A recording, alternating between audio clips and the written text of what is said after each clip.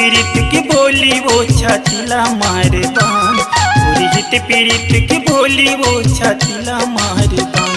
तोरी चेहरा ला देख के छूटते हैं मोर परान है, छूटते हैं मोर परान।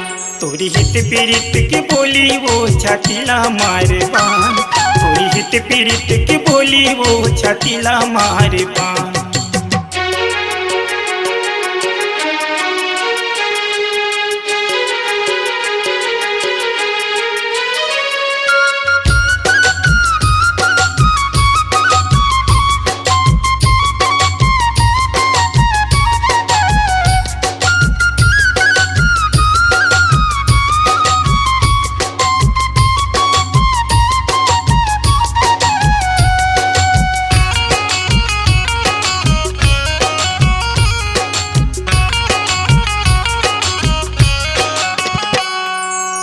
कन्हैया मकर धन तोर कान में सुघर वाली, चांदी का तन है तोरे मोठ लाली लाली।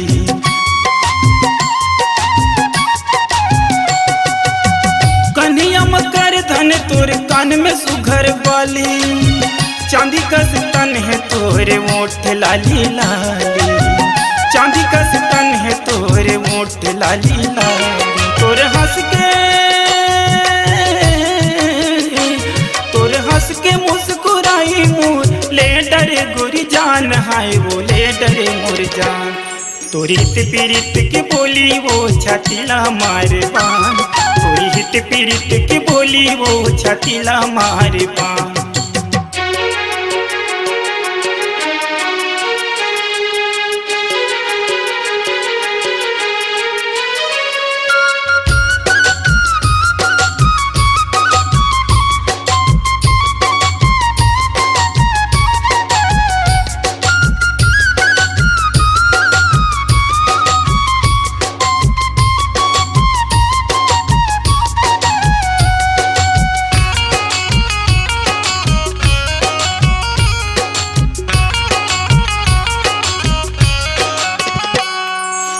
घूमे बरिया बेगोरी तै हमोर गाँव में, बैठ रहता देखत रही हो पीपर तरी छाँव में।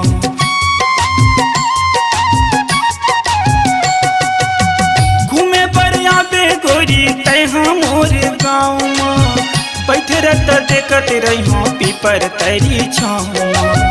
बैठ रहता देखत रही हो पीपर तरी छाँव में। तोरी अंगरी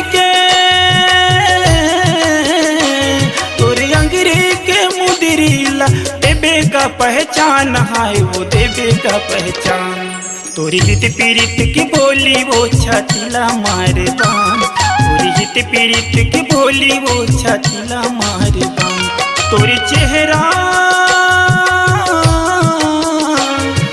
चेहरा ला देख के छूटते हैं मोर परान है, छूटते हैं मोर परान। तोरी हित पीड़ित की बोली वो छातीला मारे बान, तोरी हित पीड़ित की बोली वो छातीला मारे बान। तोरी हित पीड़ित की बोली वो छातीला मारे बान, तोरी हित पीड़ित की बोली वो छातीला मारे बान। तोरी हित पीड़ित की बोली वो छातीला मारे बान, तोरी हित पीड़ित की बोली वो छातीला मारे बान। अपनी आवाज को दीजिए एक नया मुकाम। डिजिटल रिकॉर्डिंग की दुनिया का जाना पहचाना नाम स्वरांजलि, जहां गूंजती हैं ध्वनियां अपनी माटी की सौंधी सुगंध के साथ। छत्तीसगढ़ी संगीत के विविध रंग जो पहुंचाते हैं पूरे प्रदेश में डिजिटल रिकॉर्डिंग के संग। स्वरांजलि स्टूडियो, नेमीचंद गली नंबर 2, गंजपारा, रायपुर।